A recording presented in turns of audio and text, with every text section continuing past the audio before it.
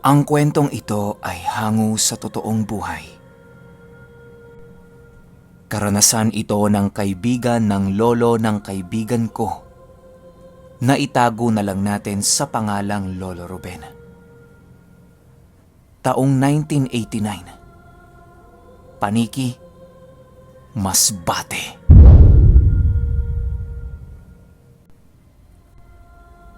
Itong mga panahong ito, matalik na magkaibigan ang lolo ko at si Lolo Ruben. Ayon kay Lolo, napakahilig nitong si Lolo Ruben na uminom ng tuba upang pumapak ng tubo. Palagi silang nag-iinuman nito kasama si Berto. Bale, 3 silang solidong magkakaibigan. Si Dan kasi, masyadong dikit na yon sa asawa niya, kaya hindi na nakakasabay sa ginagawa nila.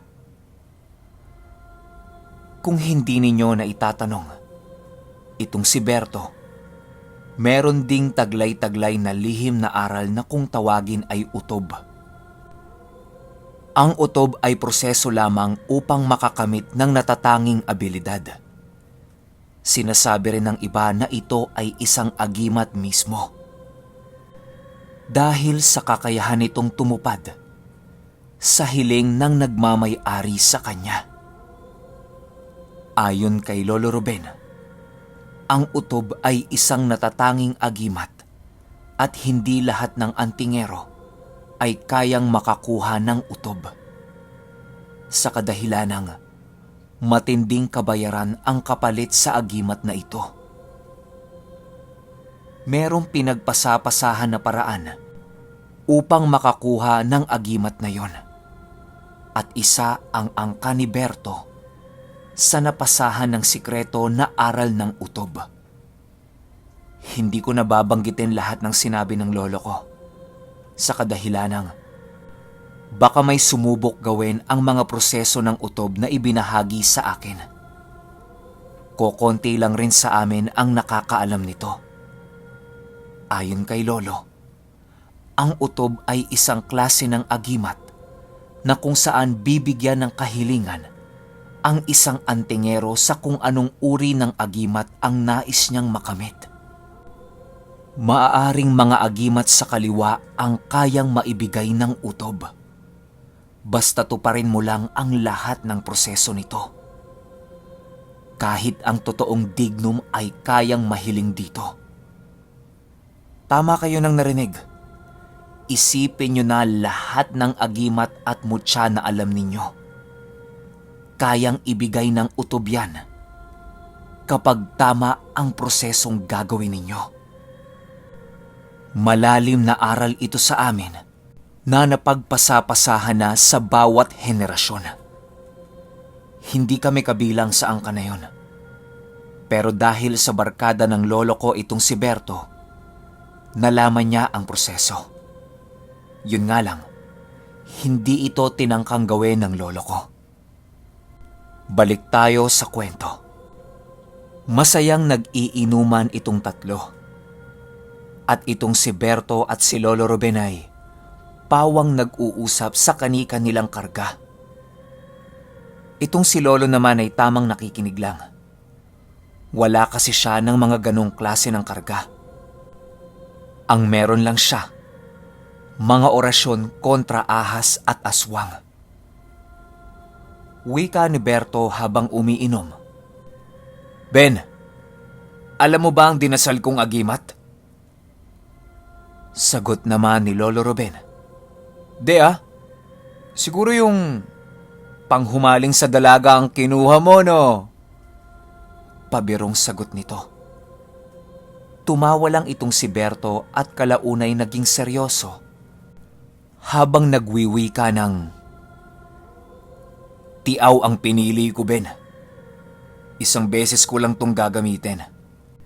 Ito ang pinili ko upang maipaghiganti ko ang anak ko sa kamay ng pumatay sa kanya. Ipaparanas ko dito kung anong sakit ang naramdaman ko nung walang awa niyang pinaslang ang anak ko. Tama kayo ng hinala. Mutya ng kaliwa ang napili nitong kunin. Hindi naman siya masisisi ni Lolo Ruben kasi napakasalimuot din ng nangyari sa kaibigan niyang yon. Nagbabala na lamang si Lolo Ruben na huwag sagarin ang aral ng kaliwa. Dahil pag siya ay pumanaw sa mundong ibabaw, baka isumpa niya ang pinagkukunan niya ng lakas noong siya ay nabubuhay pa. Nagpatuloy na ang mga ito sa pag-iinom at iniiba na lang nila ang paksa ng usapan. Itong lolo ko, lasing na.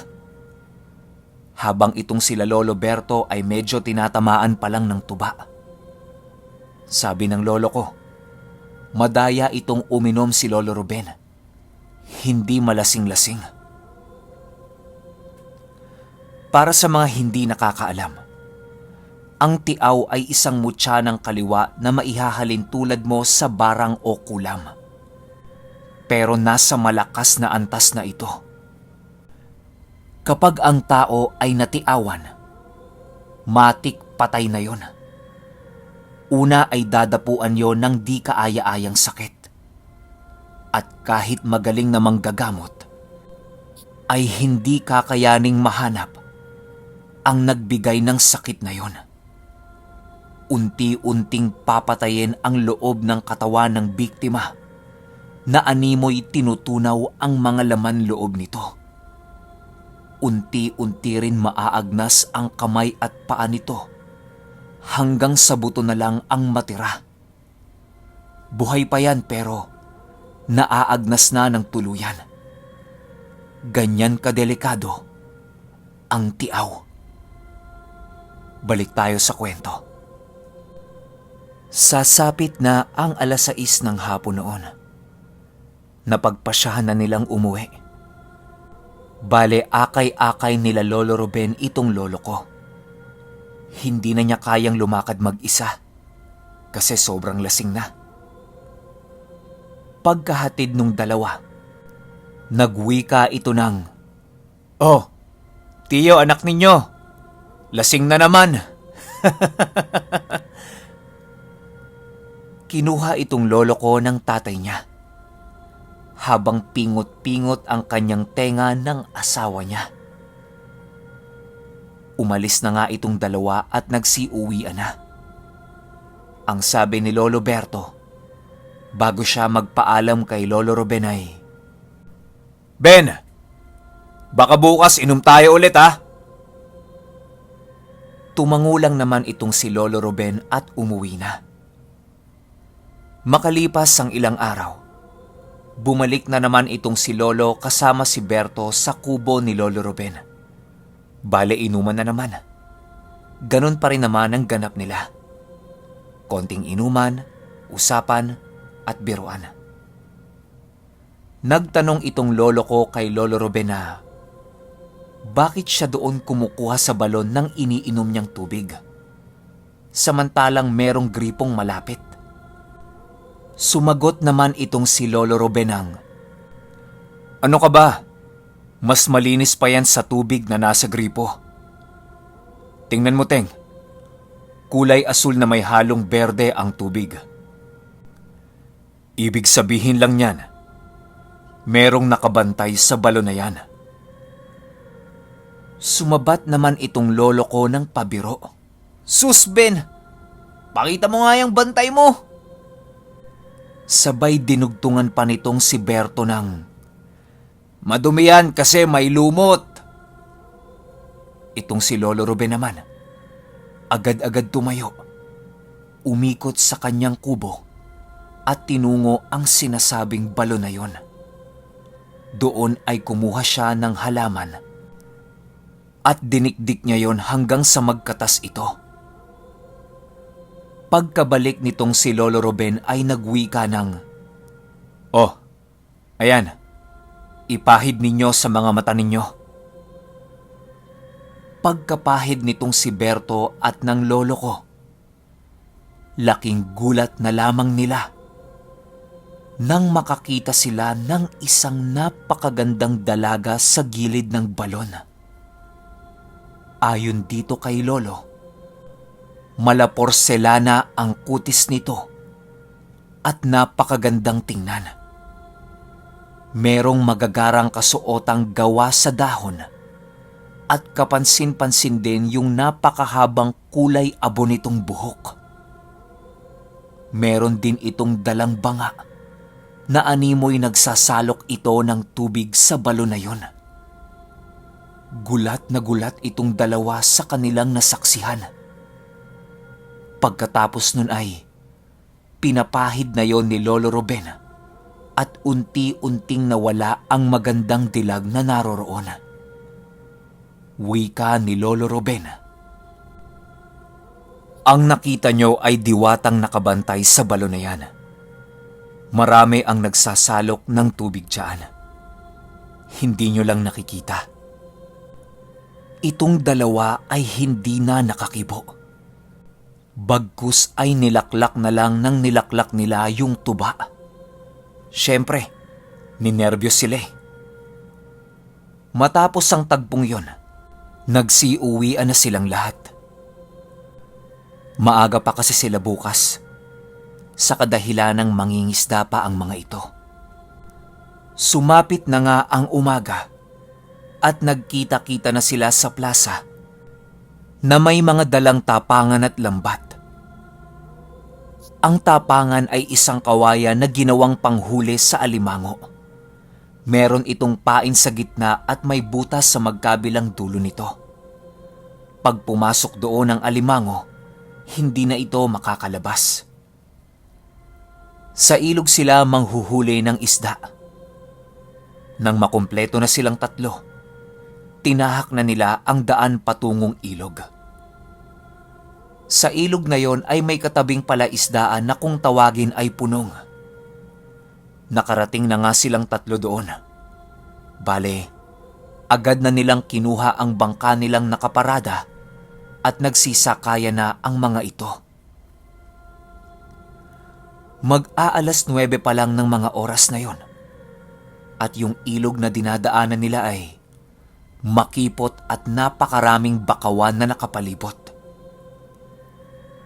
Isang oras ng pagsasagwan nang makarating sila sa isang parte ng punong na merong napakaraming punong kahoy pero kakaiba.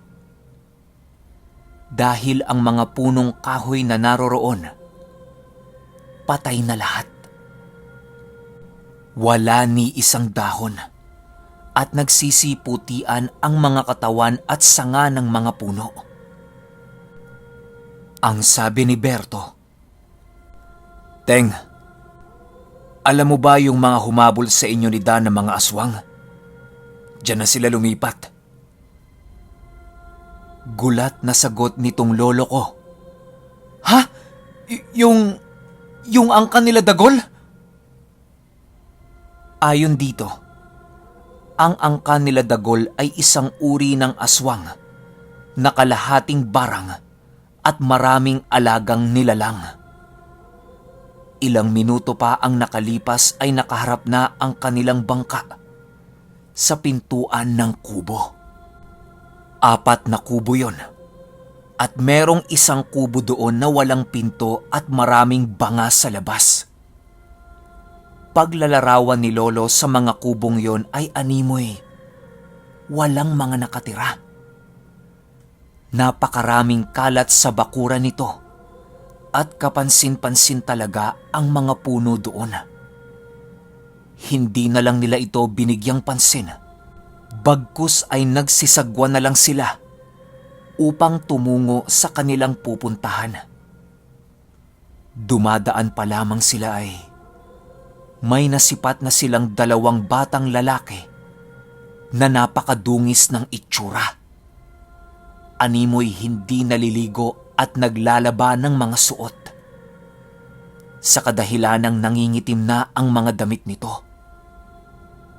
Nakita sila ng mga batang yon at agad itong tumakbo papasok sa isang kubo at may biglang lumabas na lalaki na merong taling hawak at napakasama ng tingin sa kanila. animoy parang hayop ang titig sa kanila nito. Ang sabi ni Lolo Ruben, "Hayaan nyo lang. Sagwan lang." Nagdagdag pa ito ng, "Ang susunod na dadaanan natin, dun kayo matakot." Okay, langya, intro pa lang napakalupit na. Pero antayin nyo, yung next upload natin mamaya siguro mga 1 a.m. or 2 a.m. Abangan nyo, bakbaka na. Yun lang, kita-kits agad sa finale nito ni Lolo Ruben. Salamat.